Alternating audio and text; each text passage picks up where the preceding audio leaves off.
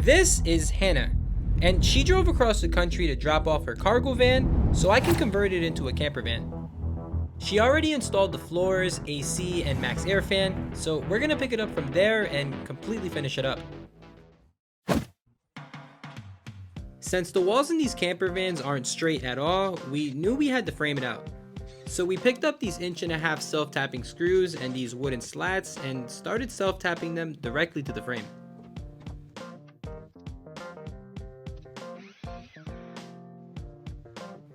Since the ceiling is curved, I had to cut a bunch of grooves into some of the slats to allow them to bend. Then I used some more of those self-tapping screws to secure them to the frame.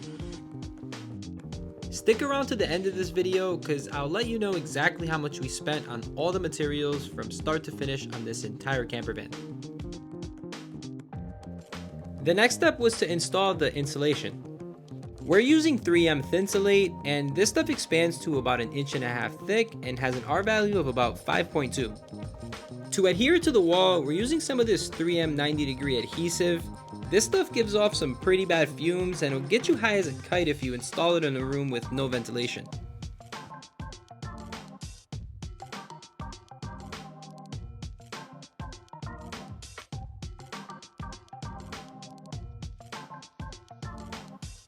We cut around the max air fan and filled in all the gaps and cracks that we couldn't reach with our hands with some spray foam to try and insulate this thing the best that we can.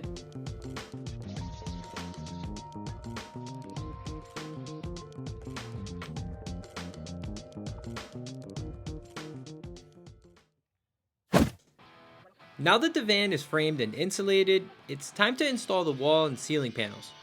We're cutting out pieces of 1/4" plywood that will work as the ceiling panels and dry fitting them into place before we paint them to make sure they fit properly.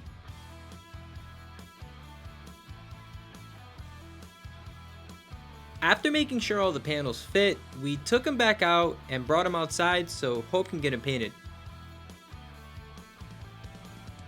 While she painted the panels and let them dry, we went up onto the roof of the van so we can install the solar gland and the wires for the solar panels. We drilled a hole, installed a grommet, then ran the wires through the solar gland, then into the van, and secured the solar gland to the roof of the van with some butyl tape and a couple of screws. We then finished it off with some Lexol adhesive, and that was it. Back in the van, we went ahead and connected all the wires for the air conditioner and ran all the wires for all of our 12-volt lighting. All the wires need to end up on the back side of the van underneath where the bed is going to be, so we drilled some holes, added some grommets, then snaked all the wires through inside of the wall. By the time we finished running all of our wires, all the ceiling panels were completely painted and dry. We basically just fit them back into their places, screwed them in, and that was it.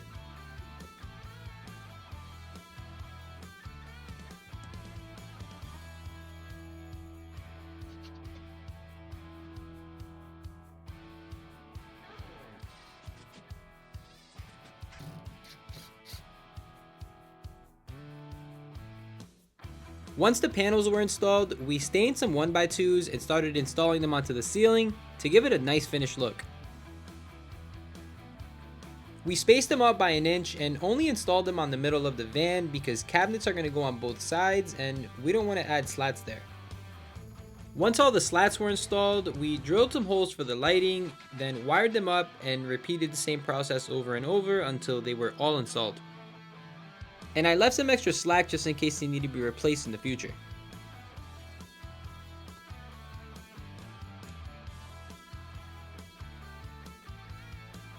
To finish it up, we painted the cover to the max air fan black, installed it, then the ceiling was all finished up.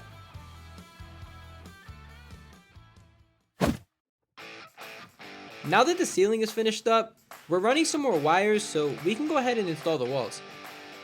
We went ahead and planned out the design of the van and got some 3D renderings made up, so we know exactly where to run the wires. We made sure to protect the wires by using grommets and different wire sleeves, because the metal between these frames can get pretty sharp, and over time with all the driving and the rattling, we don't want these wires to fall apart or get cut. Once we finished running all the wires, we went ahead and covered up all the framing with some more 1/4" plywood. I then used my oscillating tool to cut a hole for the 120 volt outlet and ran my wire. We next had to build these weird shaped boxes to inset the walls so she can have a bigger bed, in turn giving her more space to sleep. These were really time consuming and took a crap ton of time to build because there were so many measurements involved, but thankfully we got it done. We ran another wire for a light and finished installing the paneling, then it was time to move on to the other side.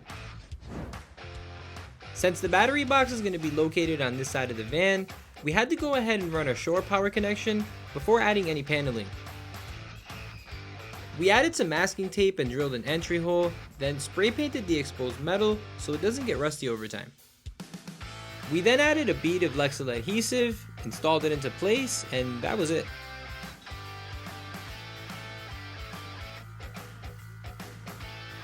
Back inside the van, we basically just repeated the same process as the other side and went ahead and installed all the paneling.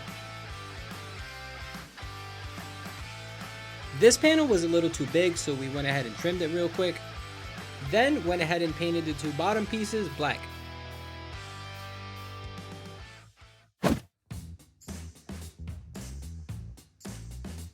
We next picked up some shiplap and started cutting it down to size, because it's going to work as the wall that's going to hold all of our switches. We measured and drilled the holes for the switches, made sure they fit, then went ahead and installed the board onto the wall.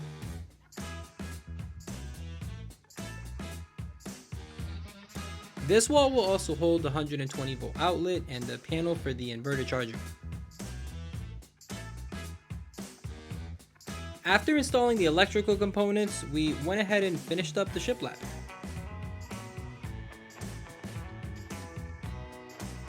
We next framed out, insulated, and installed more shiplap on these inset walls.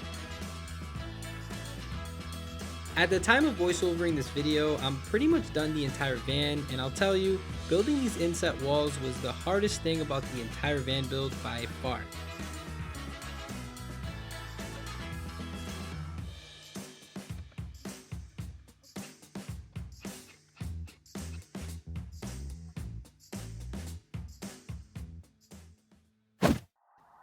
Now that the walls are completely installed, it's time to build some upper cabinets.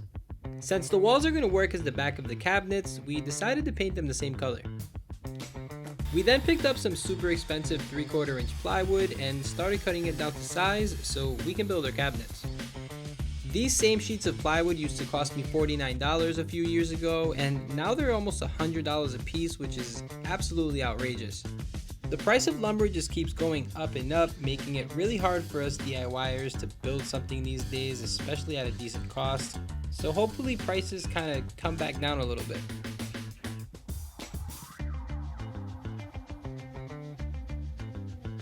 After cutting all the cabinet pieces to size, we edge banded them and primed them. We let them sit for a couple hours, then sanded them really well, and finally started putting them together. We basically just used wood glue and 1¼ pocket hole screws, then put it to the side and started building the next cabinet. Since none of the walls in this camper are straight, we had to figure out a way to cut the back cabinets to the same pitch of the walls. So I taped the pencil onto this roll of masking tape, then rubbed the masking tape along the back wall, in turn making a mark on the piece of wood. I then cut it out with my jigsaw, primed it, sanded it, and continued on the same process of putting the rest of the cabinets together.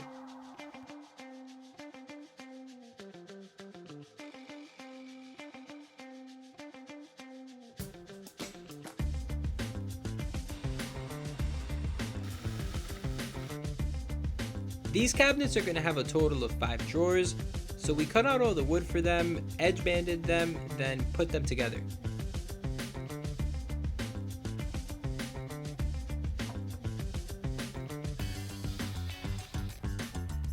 We installed the drawer onto this cabinet using soft close drawer slides, then just repeated the same process over and over until all the cabinets were completely built up.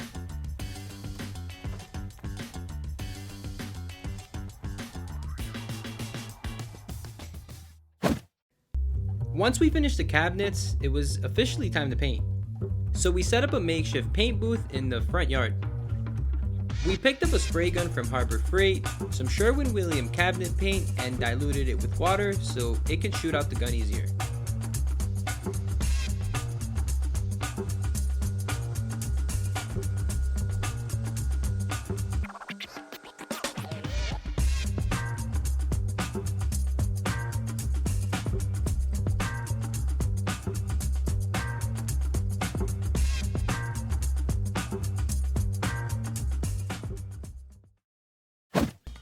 While the paint dries, we're gonna unbox this HomeFi wireless hotspot. This is how Hannah's gonna have Wi-Fi while she's on the road.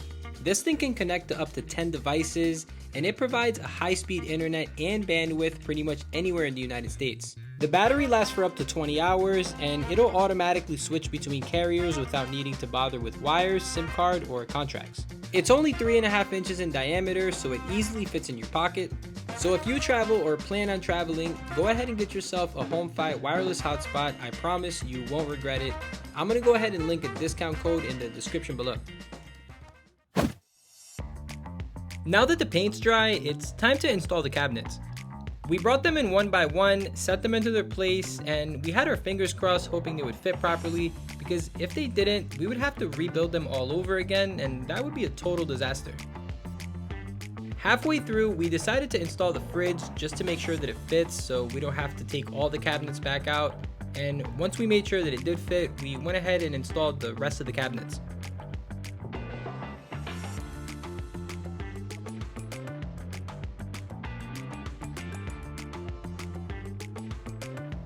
Before screwing the cabinets in, we went ahead and drilled a hole into the floor where the sink is going to go so that the gray water can go into the tank that we plan to install underneath the van.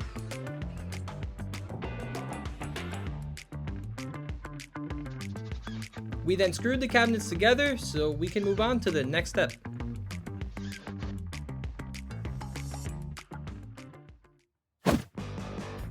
Now that the cabinets are installed, it's time to cut out the countertop. We picked up a piece of butcher block from Lowe's, and as soon as we started cutting it out, a rainstorm came out of nowhere. And I'm not kidding when I say this, less than 5 minutes later, it got completely sunny out again, so we just got right back to work. We used the track saw and the jigsaw to cut out the hole for where the stove is going to go and the sink. We then sanded it really well so we can go ahead and apply the stain.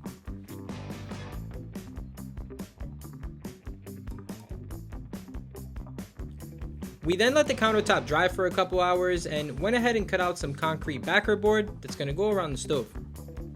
This is just to make sure that the stove doesn't ignite the wood around it, because that would be bad. But then the countertop was completely dry, so we brought it into the van and screwed it into place. To keep them protected, we picked up some of this Minwax top coat and added a thick layer to it.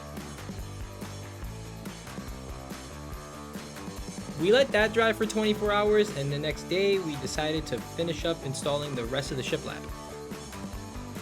We cut them all to size and used some wood glue and 18 gauge nails to secure them into place. We then repeated the same process over and over until all the walls were completely finished up.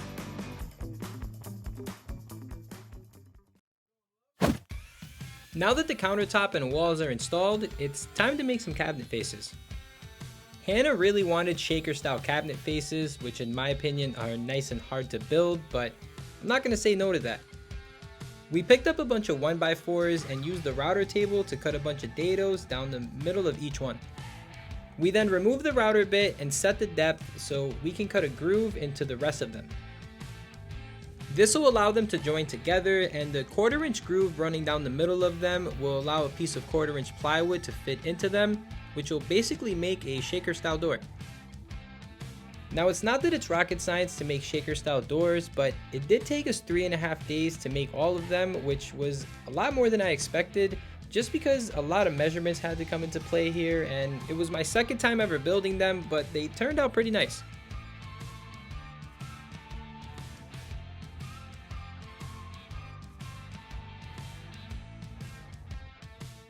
Once they were all put together, we used one of these Craig jigs to make the holes for the hinges.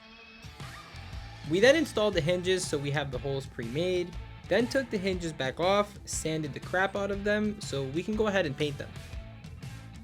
We did spend some time priming and sanding them, but I didn't film it just because I don't want to bore you guys half to death, but we then basically just repeated the same process as before and got them completely painted. We let them dry overnight, then brought them into the camper and got them all installed.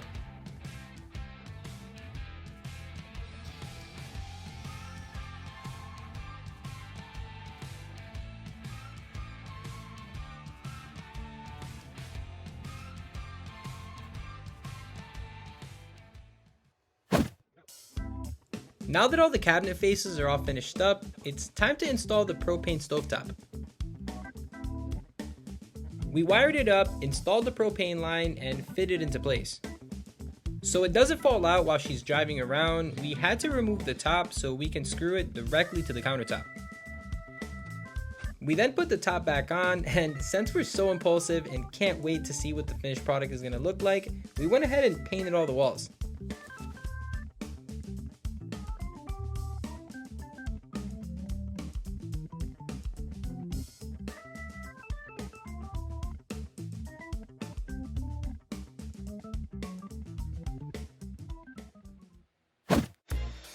Now that we got the paint out of the way, it's time to finally start installing the electrical system.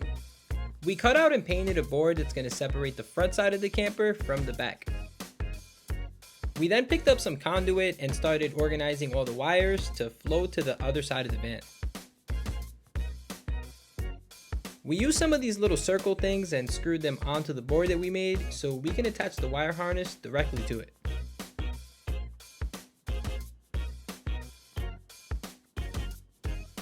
I cut down a piece of 3/4 inch plywood that's going to hold all my electrical components.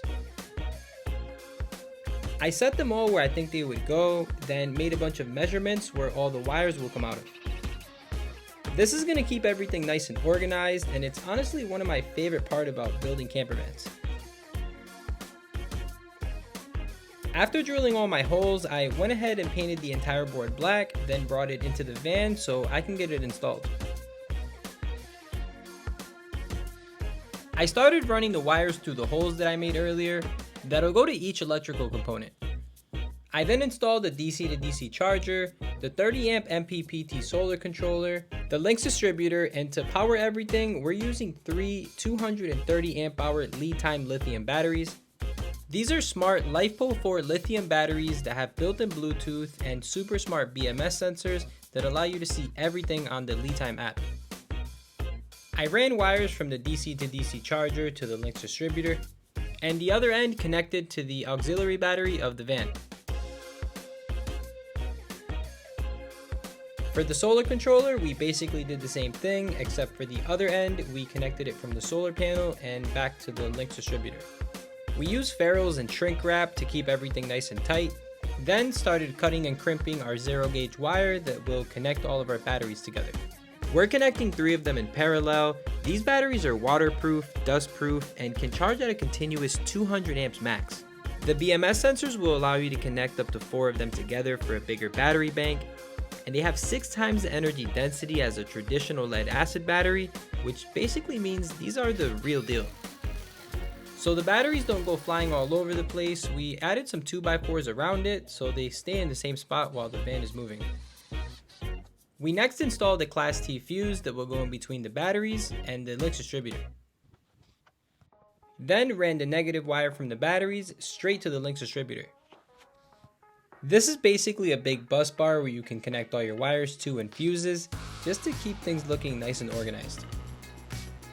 To help keep the electrical system nice and cool, we went ahead and installed one of these computer fans. Next, we had to install a fuse panel where all of our lights, fans, LEDs, and small 12-volt electrical components will go to. We drilled a bunch of holes into the plywood to help keep things nice and organized, pulled all the wires through, crimped some ring terminals to them, then connected them directly to the fuse panel.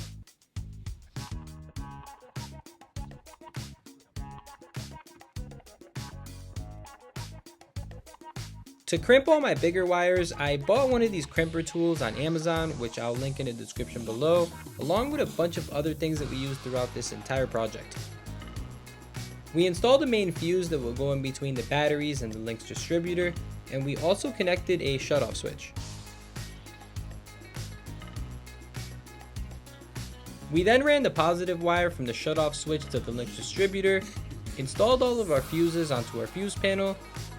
Then it was finally time to install the inverter charger. This is a 3000 watt pure sine wave inverter charger from LiTime, and it basically takes your 12 volt battery power and turns it into regular AC power that you would see in your house. And it can also charge your batteries if you connect it to an AC shore power connection. After connecting it to the batteries, we dropped the spare tire so we can connect the ground wire. We just drilled a hole through the floor and ran a wire from the inverter to the chassis of the van.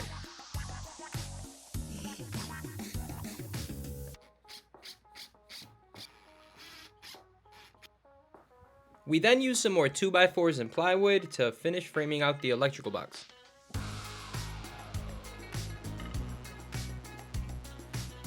So some of the electrical components can be easier to access. We're going to build this little plexiglass sliding door thing.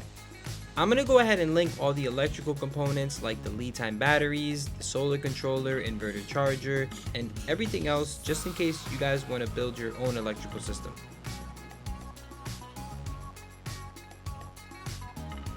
It'll open and close like this so she can have easier access to change things like fuses and also be able to peek inside of there. But then just like that, the entire electrical system was all built out. Now that the electrical system is finished up, it's time to install this Cuddy Compost Toilet. It's got a little light right here with a little sensor that's underneath the lid to let you know when the urine tank is full. It also has a solids bin that's easily removable so you can clean it when you need to. It comes with this carbon filter that you can put right here, and this fan can push air through it to reduce the smell. This is how van lifers use a toilet while they're inside of their camper van. Not that it's an easy topic to talk about, but it has to happen. To house the Cuddy Compost Toilet, we started to build a box that will also work as a bench. We cut all the pieces to size and made it a little bigger than the Cuddy Compost Toilet itself, so it's easy to slide it in and out of it.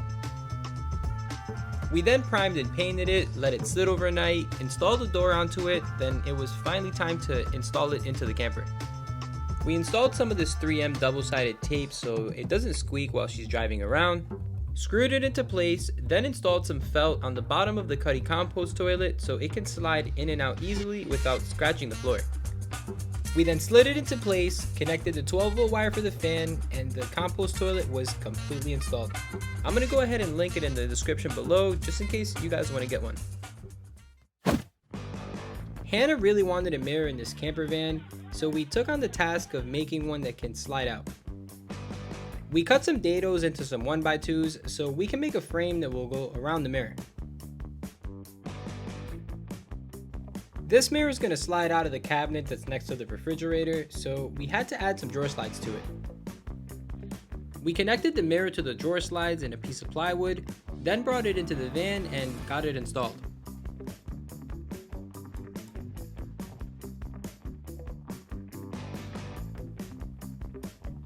Once it was screwed in, we also went ahead and installed another LED underneath the kitchen cabinets. We then went ahead and installed some of these tiles as the backsplash for the kitchen. To adhere them to the wall, we used some of this heavy duty Gorilla Glue adhesive because we've used it in the past before and it works really well.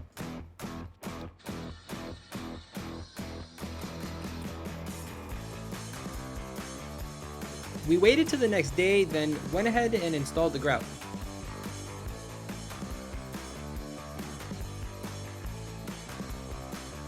But then just like that, the tiles were completely installed. Hannah's planning on traveling in this camper van full time, so she's gonna need a way to stay warm in the winter. To do so, we're installing one of these Propex propane heaters in the back, so we drilled some holes in the floor so we can run the intake and the exhaust out of.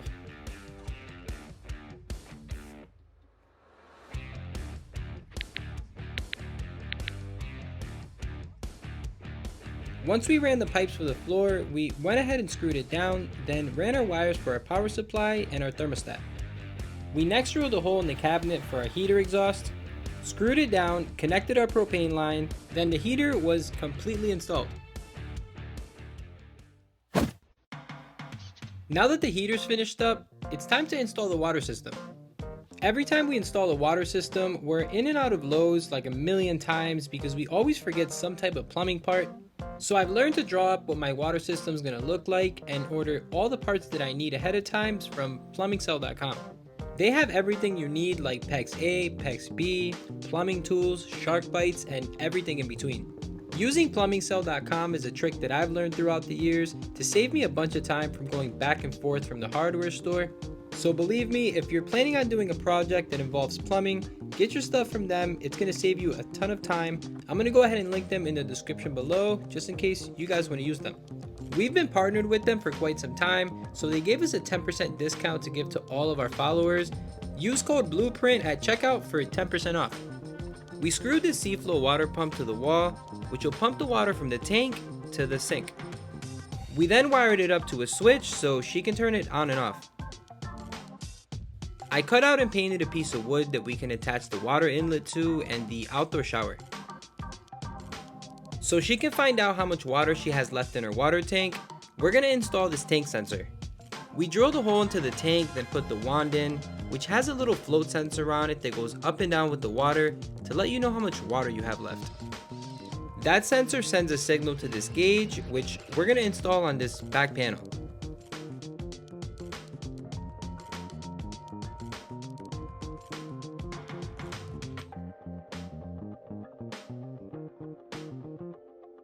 To cap everything off, I cut out a piece of plywood to separate the water area from the cargo area. The next step was to install this 3-stage ultrafiltration system that's made by WaterDrop under the sink. When you're traveling in a camper van, finding good quality water can be super sketchy, so having a good filtration system is a necessity.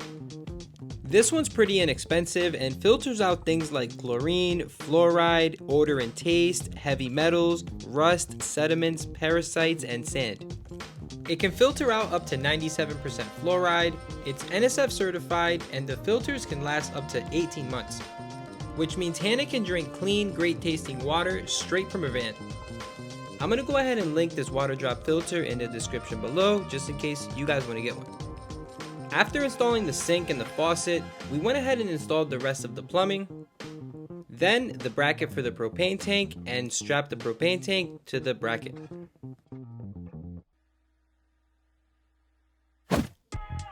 Now that the plumbing's all finished up, we need to install a tank underneath the van that will hold all the dirty water that comes out of the sink.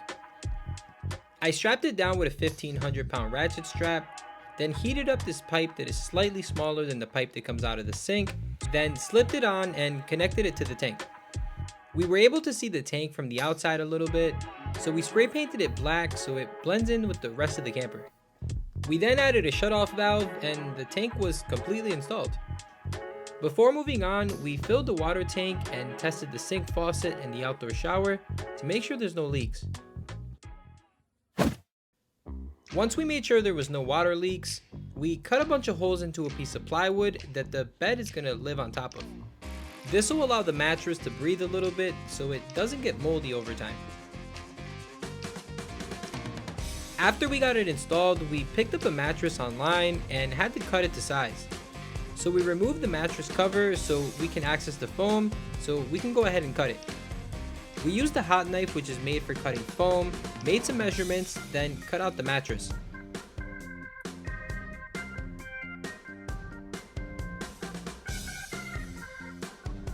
We then put the mattress covers back on, used some spray adhesive to glue it together, then finally got the mattress installed into the van.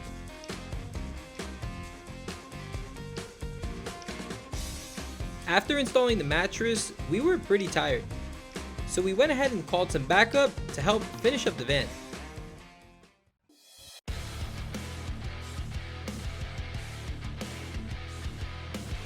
After working on the van for almost 8 weeks, it was disgusting, so I called in the crew so we can get it washed.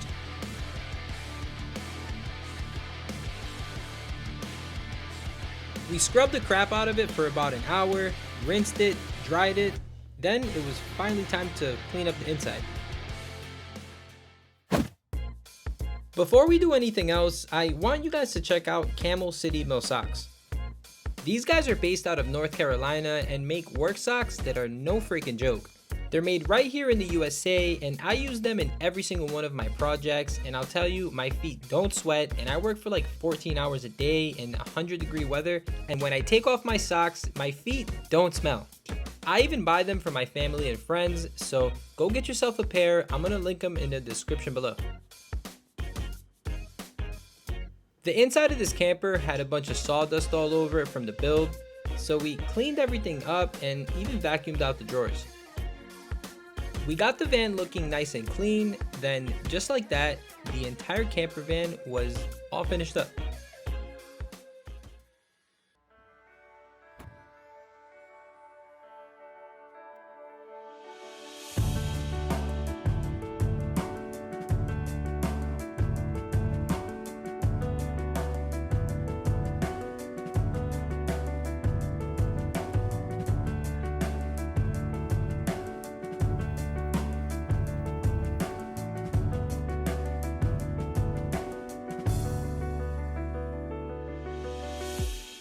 This entire project took us a little over 7 weeks to complete and cost us just over $15,000, including all the materials.